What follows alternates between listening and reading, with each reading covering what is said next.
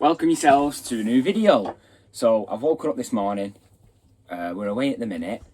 I've woken up this morning with over 5,000 subscribers, so it's a lot of new people. So I just want to take the time to reintroduce myself. I started this video outside a minute ago and it all went completely wrong. Shah's laughing her head off. I've never felt like that before, but it was very funny. I'm actually gonna put that clip at the back of this one. So I just want to take the time now and introduce myself. So Raven, you come here, you can introduce yourself as well. Come here. So this is Raven. Got a lot of comments in the last video asking what Raven is and etc. We believe that she's a full staffy, but she's quite long-limbed, so we think she might have a bit of whippet in her and stuff like that, but would be lost without Raven. She's been with me since last November. Yeah. So about 10 months now. She comes to work with me every day. But yeah, she's just the most beautiful dog in the world. She helped me more than you could believe. Yeah, so where should we start? So, I live in Manchester, the northwest of England, in a place called Tameside. I'm 27 years old, I'm obviously called Joe. I started out, so I left school, and then instantly, the next day or day after, I started working for my dad. And I did about 5 years with my dad. Did a couple of bits in between. I did a bit of PTing and a few other little bits and bobs. My appendix went, so I went working for the NHS for 6 weeks, and then kept that on as a bit of a weekend job when I was younger. Get down. So, yeah, so I did that with my dad. My dad always did extensions. We did all sorts of work, pretty much like what I'm doing now. But I did an apprenticeship, so I served my apprenticeship in plumbing. I got my level 3 and everything like that, and then when it comes to doing the gas and stuff, I weren't doing enough of it at work with my dad, so I didn't finish that.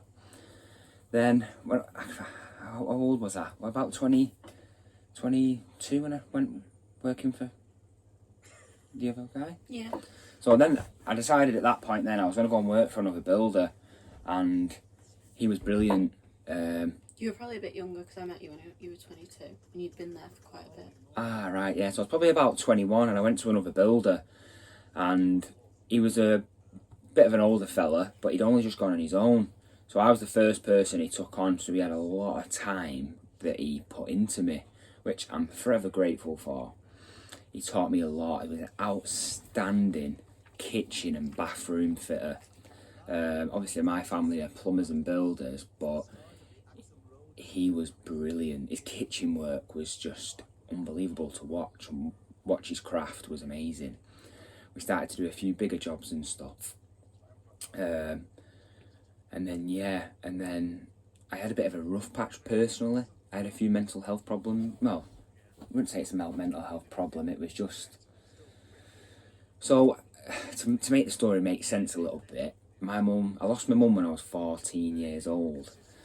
It never really... Obviously it was sad and it was a tough time, but it didn't really hit me until I was it 23 when it happened? I think when it was 23, it hit me like a ton of bricks. And I was working for this other guy, and I was quite stressed day to day going to the job, and it just didn't feel too right. And in the meantime of that, Charlotte the whole time, Charlotte was saying to me, you need to go on your own, but I just didn't have the confidence and I didn't think I was good enough. Long story short then, it come to an abrupt end with that other job. I didn't even plan going on my own.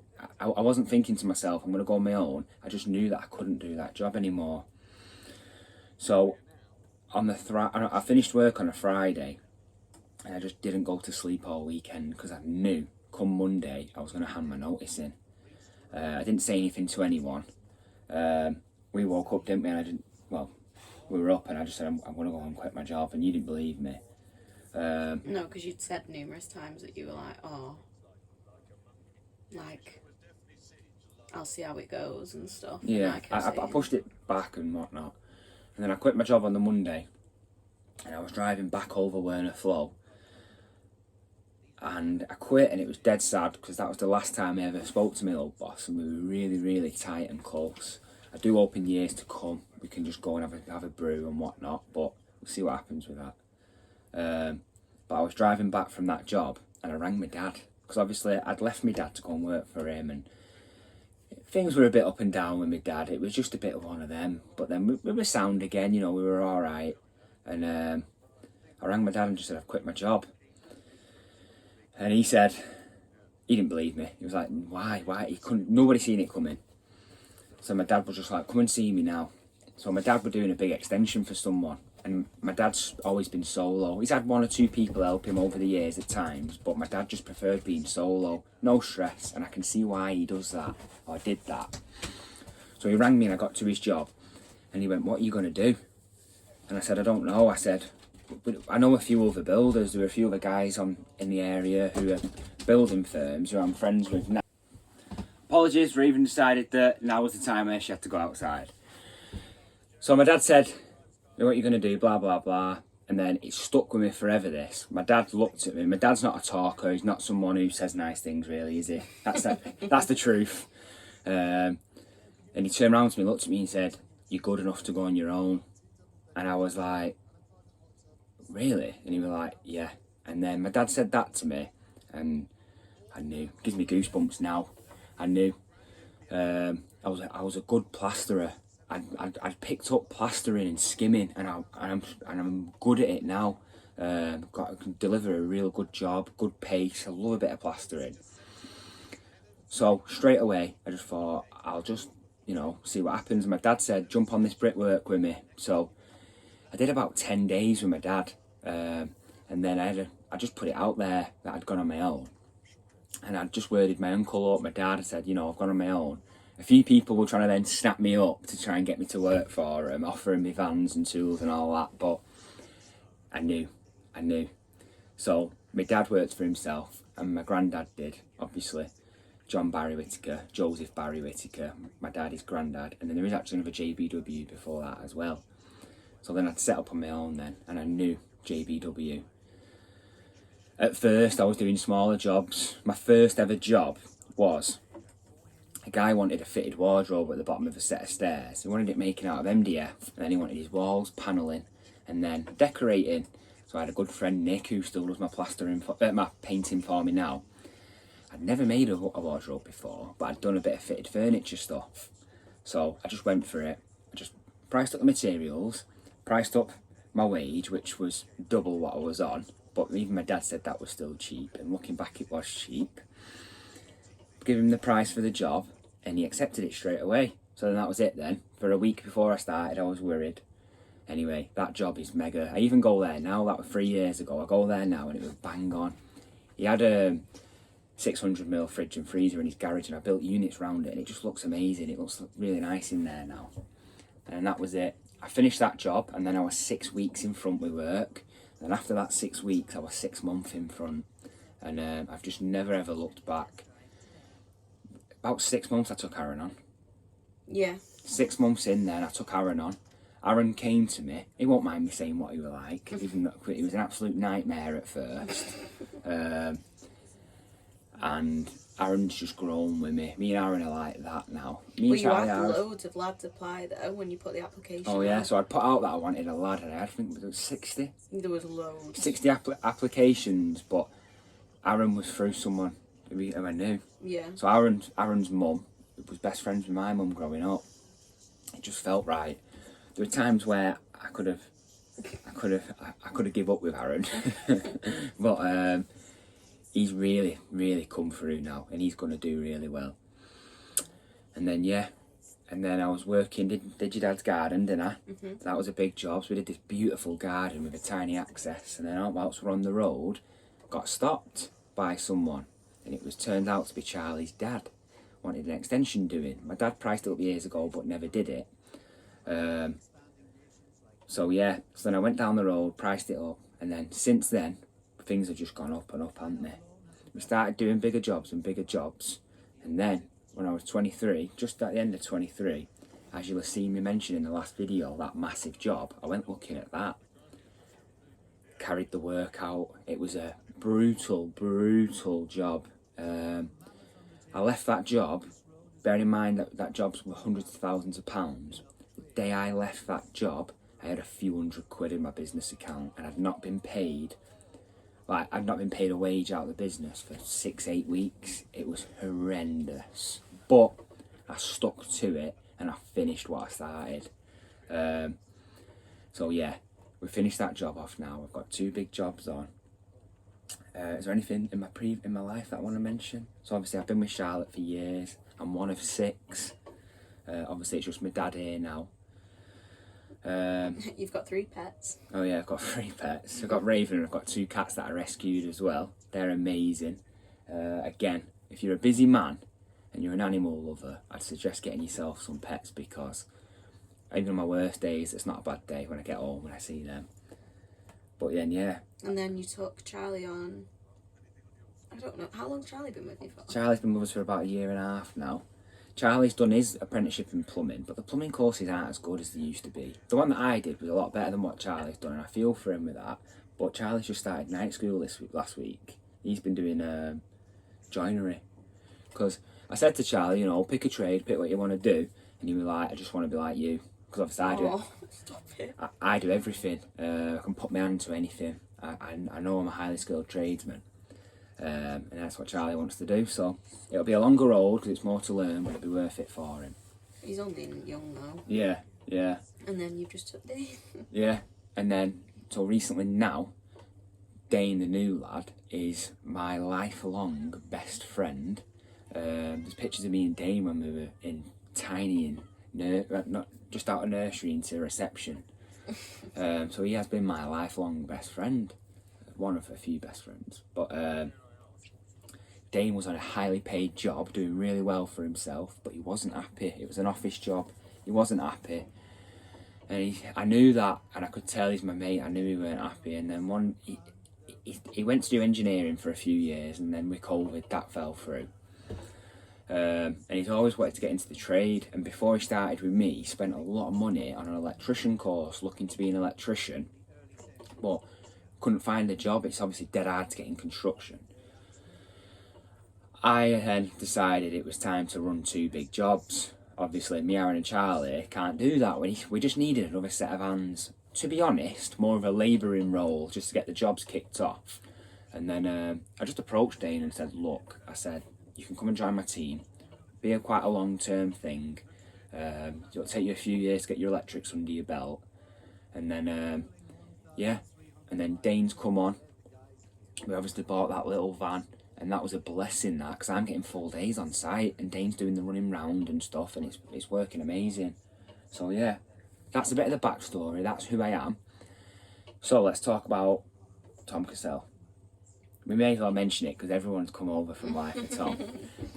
I've known Tom for years, been to a lot of his parties, so everyone will know Wes. So Wes is he's like my brother. We're that close. Wes has got a younger brother called Johnny, and he's one of my absolute best mates as well. Me, Johnny, Dane, you know, we're best friends. And so I've known Tom forever, but Tom's a few years older than me. And as time's gone on, and I've started doing these jobs, I can mention that I've been talking to Alice and stuff. She's going to have a bit of work done. And then Alice has always said to Tom, you know, you need to speak to Joe, and you two need to get something going. But obviously I've only been a small company. I've never been able to offer much. It's not like I can financially go and build him an house or anything yet. But I've seen the land, and I've been watching every vlog. I love it, mate. I've come in from work and I watch all his vlogs, and I've seen the land. And I seen him struggling. I watched him moving that hay. Thought it was hilarious. I was like, mate, please borrow my digger and just get it done. We dig an extension out, we get out the ground, and we don't use the digger again for a while. So I've left him with that, and he was dead happy with it, and I thought, yeah, you know. And then Tom Upton's quad bike got stolen.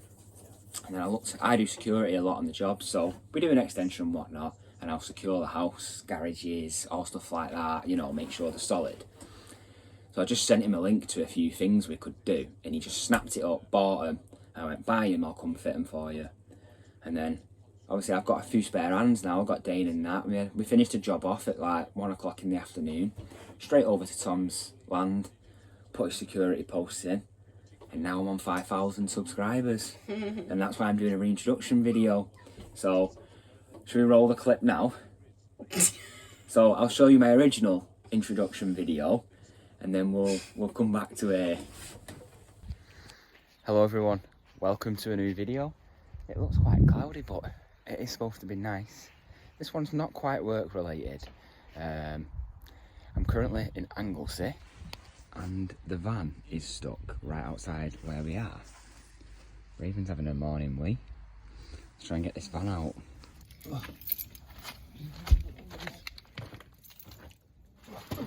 Oh no!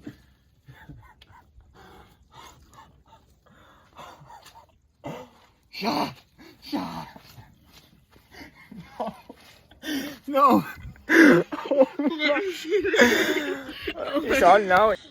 Turn around. These are the only clothes I've brought. You're gonna have to put them in the wash down there. My new jumper. I know, but you didn't get a mark on.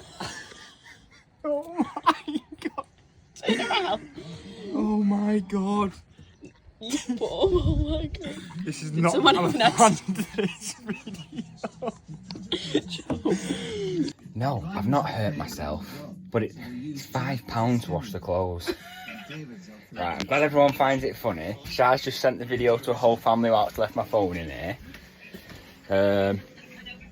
I need a £5 in pound coins. There's change in that tub up there, but I don't know. So I've got £3. I'm in yesterday's clothes. None of this is muddy. It's just where I went to pull in last night. So the van's still stuck. That's the problem for when we get back. Let's go and try and get these clothes washed. I'm sorry, but £5 to wash my clothes, that is just extortionate. I've got it, but not in the right pound coins only. Right, we'll have to find £2 coins. I put £3 in and it's working, so yeah. So that's your only bit of entertainment. How long did it say? 1 hour and 10. So yeah, taking out of the time. We'll get back to the caravan now and have a little sit down with you. Just give you a little bit of a talk of who I am, where I'm coming from, what I'm doing, etc. So let's get a brew and let's get sat down. But before that, actually, let's try and get this van moved, which I'm scared to death to do. I'm going this way this time.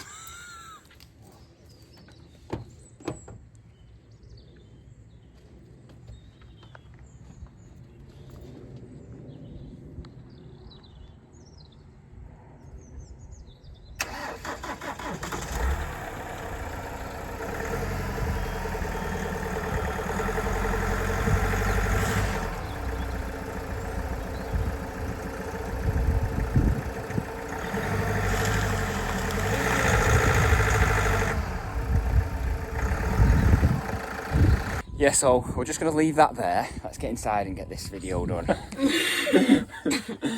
Anyway, we're laughing at that. We think it's funny. But yeah, we're going to enjoy the rest of our holiday now. Thank you for all the support. So many nice comments. I'll run through some of them on that weekly episode. So yeah, we'll see you next week.